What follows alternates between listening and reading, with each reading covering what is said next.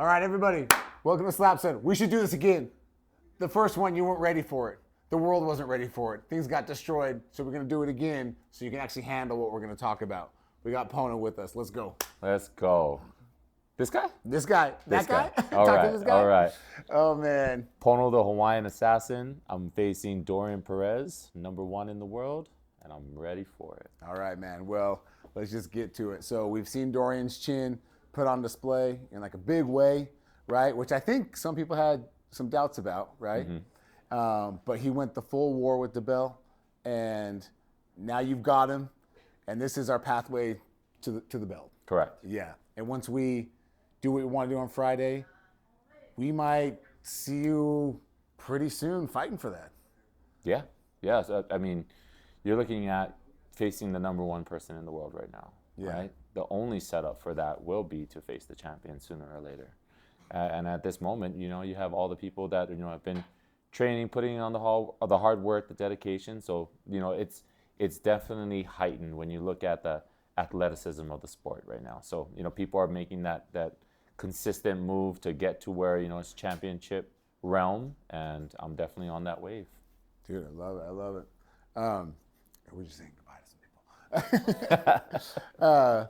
Dude, it's been so much fun to I was telling Lane earlier, it's funny because whenever you bring up Lane, my following sentence is always like, it's crazy. Right, which right. I feel feels redundant because he's crazy. Mm-hmm. But it is unbelievable, man, that we're in this and all we were was a spectator. And now we've gotten to, get to know people, especially people like you. And it's different for me now because when you get up and do your thing, believe it or not, I actually I'm emotionally invested because it's not just like watching a pay-per-view UFC fight, you know what I mean? Where you know who they are and you're fans of them and you know them, quote unquote, but getting to know you when you step up there, it's different, man. I got to be honest, it's fun, but it's also a little nerve-wracking a little bit. Yeah. Well, it's because we could definitely consider ourselves family, right? Yeah, it's 100%. Like Luke, Timmer, Yeah. with Ali. It's like this sport. What I've really noticed about it is that it allows you to be able to just kind of bring everything together. Same thing like the Hawaiian culture, right? We practice that all the time. Is trying to get everybody under one umbrella, under one roof, and that shelter. It's the same thing, and it's like when you meet people that are, very pot invested in stuff like this, right? So it's like with doing all the interviews, being able to be on time with everything, kind of just putting the pieces together the right way. You're going to have people that are really dedicated to it. You're going to have people that are not, and you've been one of the very, few people that have just stuck through it, and you kind of understand what it is. It's something that you and your son, right, started to create and started to build because of the way that you guys were. And then now it's opening your eyes to, wow, okay, this is something that we really can go out there and just do for everybody, right? The shows that I've seen from you have been more towards that range of the embedded, right? Trying to figure out what's the next step about this fighter. Where's his life going? The story behind it. And that's what I like about, Welcome to Slap Son, is that it started from something that was more of okay, this is going to be the passion between me and my boy. And now it's really it's grown. It's grown to where everybody's fallen in love with everything. So, I mean, appreciation goes out to you and to the family. And that's what it's all about, family and love. Yeah, 100%, man. And to validate that, it's funny. You try and because I know the spot we're in, I mean, I'm still me. I'm going to do what I want. I'm a hyper guy or whatever. But to validate what you're saying, when you went up against Cooper the last time, I swear to you, I got up out of my chair and I just, for no reason at all, I just started walking towards the podium. Yeah. I got to get closer. Yeah, Pono's about to go. A moth to the light, right? Dude. And then, so the first round happens or whatever. And then you go and you stop and you get the chalk, and you do your thing. It was so intense. And then I looked at Ali and Ali goes, "Oh, he's gonna knock him out." And Ali said that to me. And then when it happened, I did the same thing but with my arms up. I was like, "Oh!" And it's so much fun because that's what it's about. There's some fighters and some for whatever reason, particularly in the fight business. Yes. Guys get so far in it sometimes because they are thin-skinned and because they are so sensitive and everything offends them. This is the one path that they can excel in because they're so amped up all the time and edgy and worried. And so there's some backlash that comes with that. Me cheering for Pono, things like that, holding up signs, things like that. Yeah. But we've created an environment with the show and with strikers like you where it's like, it doesn't matter. It's just the show. It's just fun. And I think that's unique to slap. It's the growth of the sport. You got to look at it that way too, right? Is that people are going to love it. People are going to hate it. It's not their cup of tea. It is what it is. But at the end of the day, even if you love it, you watch. You're pot invested. Even if you hate it, you watch. Yeah. You're pot invested. Because if you can complain about it, that means your eyes are pretty stuck on it, right? Can't leave it. It keeps on popping up on your news feed. It keeps on going through your IG. You're scrolling all day. It's going to be there, right? So whether you love it or you don't, it is what it is. It's something that it's an awesome platform to have, to be able to go out there and reach the people that you need to reach. That was huge for me. Coming onto being part of season 3 and Power Slap and everything else. It was my connection to be able to go and find my daughter and be able to really just rectify things that have just happened in the past, that we gotta find that key, that foundational ground of, hey, how do I get my daughter back in my life? Yeah. Power Slap, all the love to Dana and to Frank and Erica for setting That's up real. these matches. I mean, all the people that are behind in the production and everything else, there's the small people, down to the smallest people. Those are all key movements in this part to where it opened up the door for me to be able to reach out, find my daughter, make that connection again, do all those things. And I would have never been able to do it without this. This and God. God is the main one, right? God is always aligning me with all the best things, the things that I need to see, even some of the struggles. He'll put me in a struggle and show me that, hey, you know what? This is what you need.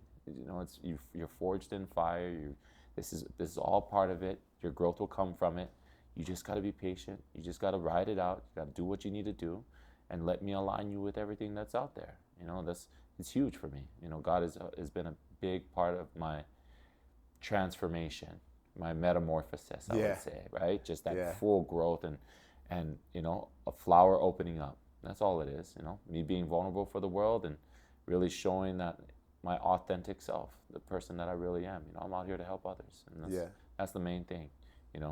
Never have a selfish bone in my body now at this moment in time, because it's me and God the whole way. And he's really holding me up, and he's really teaching me how to be a different person, how to love others and respect others and really just guide. Yeah. And it's at that point the sport doesn't become, it's the sport that people might judge, right? They can't deny that it became a really intense conduit into your life to make amazing things happen. I mean, it's not a sport at that point. It's a conduit to some cool, very personal things. Yeah, for sure. Yeah, it gets me every single time. Yeah, every single time amazing, when I start thinking about those things. Yeah, that's amazing, man. So Friday's coming. We know the task at hand. It's going to go our way.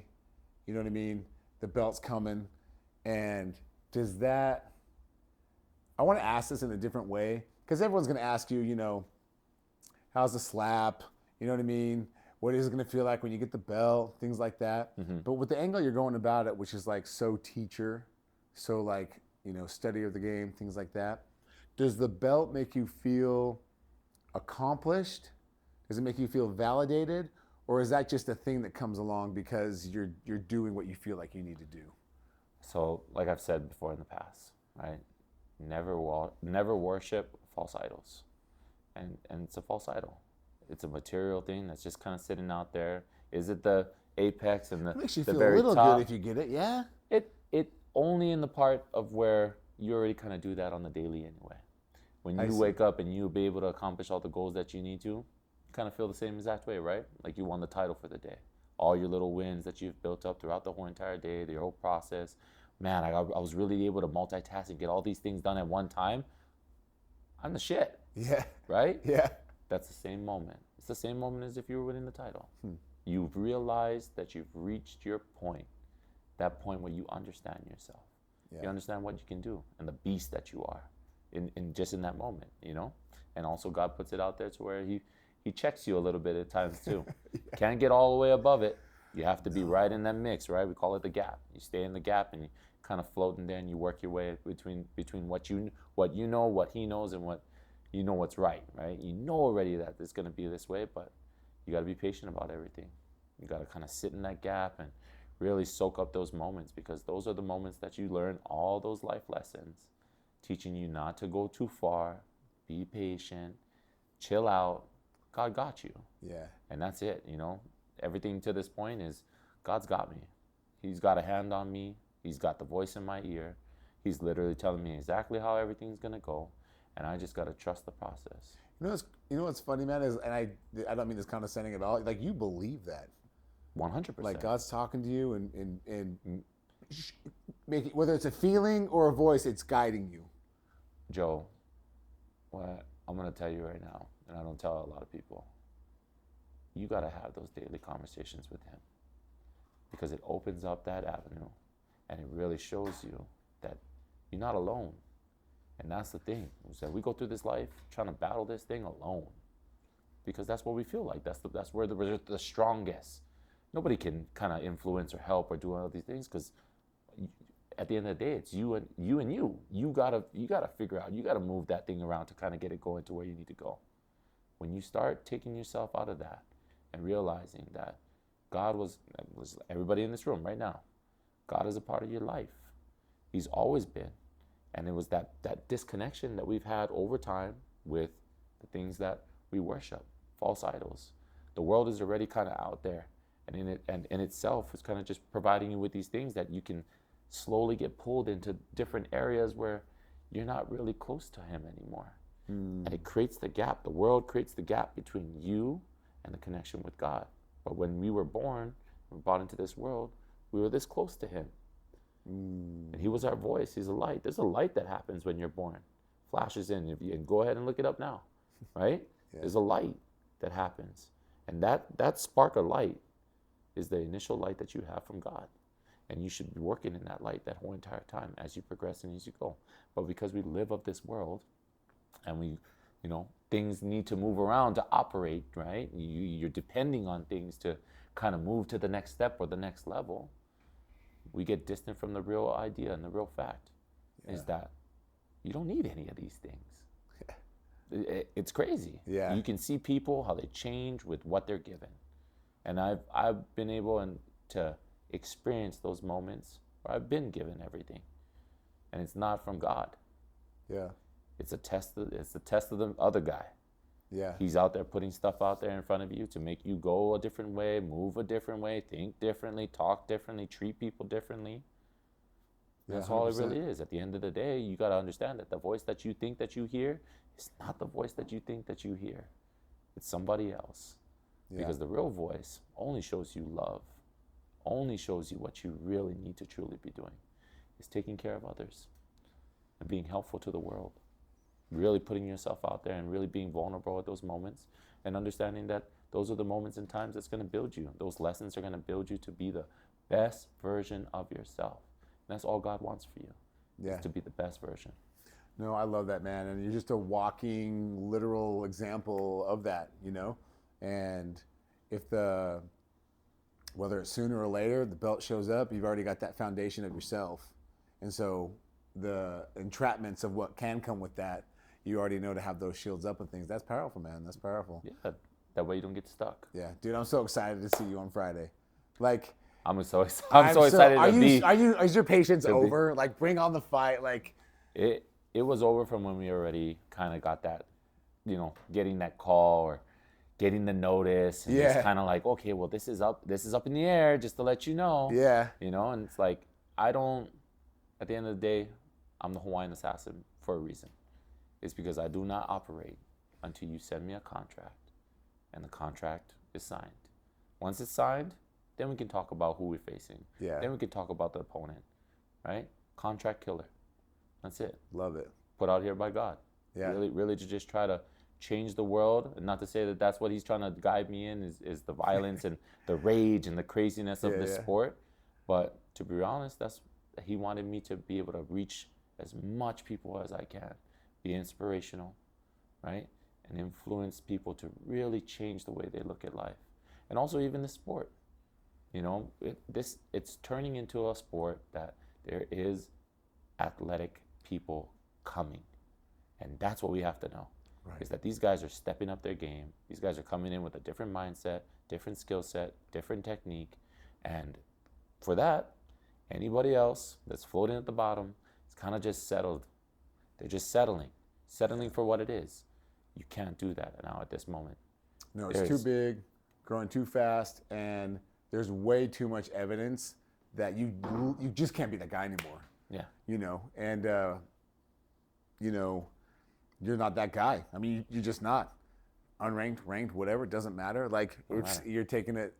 There's so many people that come to you for advice that tells you that you're doing it in the right way. Mm-hmm. You know what I mean? And, dude, so happy we could talk one last time before your fight. You know what I mean? So excited for Friday. And the way you go about all this, my guy, is just a totally different angle. And it's fun to see people catch on, though. And be like, oh, I see and they, you know, they get that advice and that. And so I think I'm just super excited for you, glad for your family, everything like that. And just anything that's coming your way, well deserved, my guy. Well deserved. That's it. All right. That's it, my brother. Okay. March 7th. Watch. What are you doing? You're not doing anything. YouTube. Power Slap 12. Let's go.